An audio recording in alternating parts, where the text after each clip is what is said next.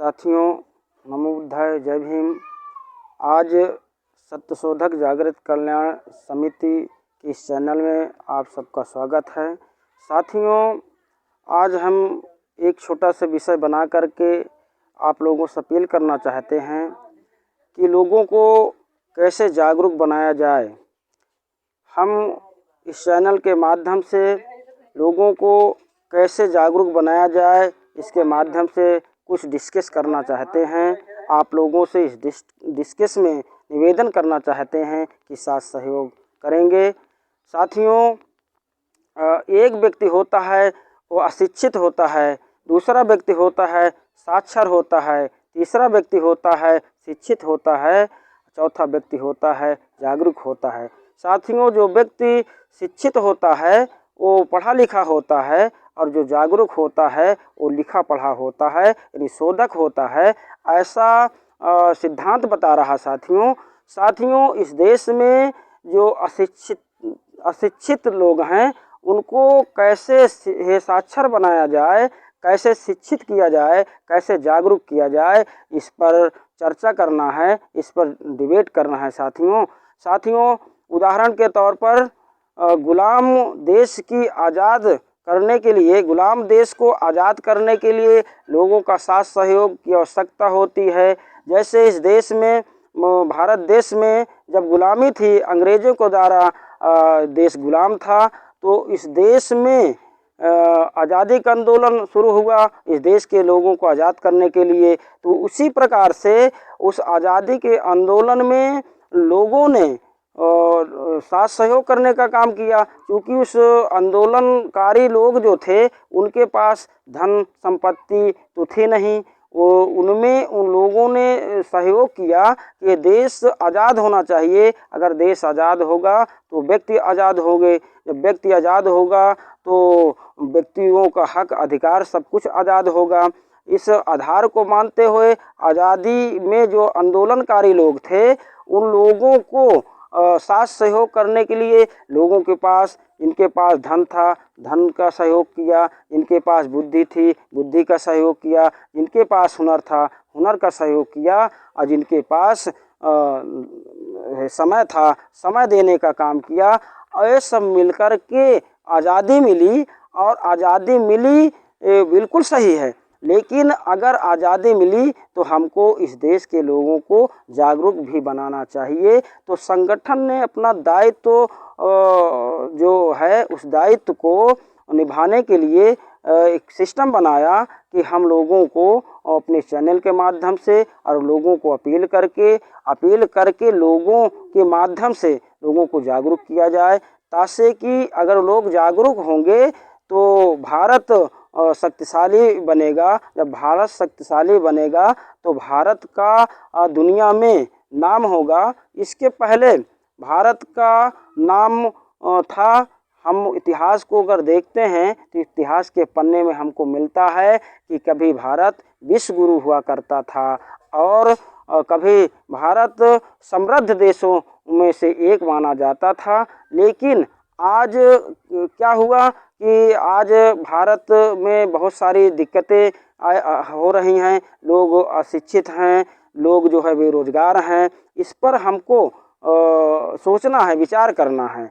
और साथियों, संपन्न और जागरूक लोगों के साथ सहयोग की आवश्यकता है। बगैर संपन्न और जागरूक लोगों के साथ सहयोग के यह कारवां आगे नहीं बढ़ सकता है, और सबकी एक जिम्मेदारी बनती है। साथियों, संपन्न लोगों को क्या चाहिए कि एक जिस प्रकार से संपन्न व्यक्ति या हर व्यक्ति अपने घर को चलाने के लिए प्रति माह बजट बनाता है, खाने का बजट बनाता है, जो है कपड़े के बजट बनाता है, अपने बच्चों को शिक्षा देने की बजट बनाता है। ये स्वयं का व्यक्ति जब बजट बनाता है तो क्या इस देश में जो गरीब तबके लोग हैं, जो असहाय लोग हैं, लाचार विवश लोग हैं, उनके लिए हमने बजट बनाया? हमने बजट नहीं बनाया। हमको बजट बनाना चाहिए। हमको बजट बनाना चाहिए। जिस प्रकार से खाने का बजट बनता है, कपड़े का बजट बनता है, अपने बच्चे के शिक्षा दीक्षा का बजट बनता है, उसी प्रकार से इस देश में जो गरीब लोग हैं उनको भी हम जो है अपने बजट में शामिल करें और कुछ ना कुछ रख करके प्रति माह वो उन गरीबों को मदद के रूप में वो भी शिक्षा प्राप्त कर सकें, वो भी ताकतवर बन सकें। ऐसा हमको करना चाहिए, क्योंकि जब व्यक्ति शिक्षित होगा, व्यक्ति जागरूक होगा, व्यक्ति ताकतवर होगा, तो मेरा ऐसा मानना है कि राष्ट्र ताकतवर होगा। जब राष्ट्र ताकतवर होगा तब ये हमारे महापुरुषों का जो उद्देश्य है वो सफल हो सकता है। हम लोग जो है इस सफलता के लिए हर संभव प्रयास करेंगे। साथियों, दूसरी बात मैं कहना चाहता हूँ, खुद के व्यक्ति की समृद्धि के लिए स्वयं को सोचना होगा, स्वयं को व्यक्ति को मतलब जो है विचार करना होगा, क्योंकि तथागत भगवान बुद्ध कहा करते बहुत सभ्य मंगलम, यानी सबका मंगल चाहते थे, सबका कल्याण चाहते थे, सबका हित चाहते थे। तो इसमें हम लोगों को सबका हित हो ऐसी सोच के मुताबिक हमको जो है आगे कदम बढ़ाना चाहिए, लोगों का साथ सहयोग करना चाहिए साथियों।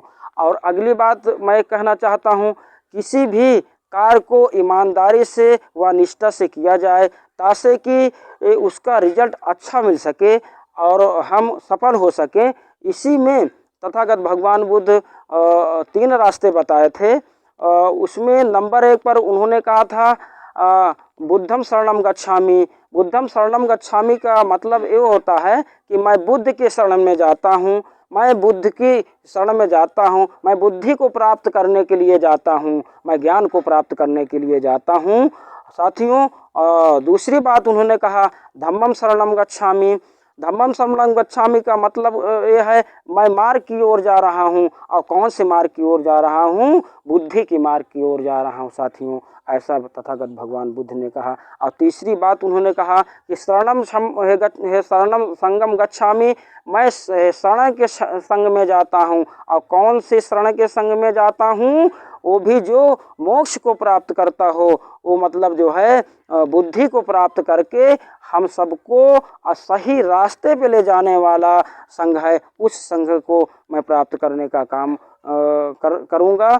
ऐसा जो है भगवान बुद्ध के उद्देश्य है। साथियों, आज के दिन इस मौके पर इतना सी अपील करते हुए कि आप सब लोग इस देश को ताकतवर बनाने के लिए इस देश के लोगों को सबसे पहले मजबूत करना होगा, उनका साथ सहयोग करना होगा, उनको शिक्षित एवं जागरूक बनने के लिए हम लोगों को तन मन धन से व बुद्धि हुनर से सहयोग करना होगा। ऐसा हम सब लोग करेंगे। अगर हम सब लोग ऐसा मिलजुल कर करेंगे तो यह देश महान होगा, शक्तिवान होगा, ताकतवर होगा। दुनिया में इस देश का मान सम्मान और स्वाभिमान बढ़ेगा।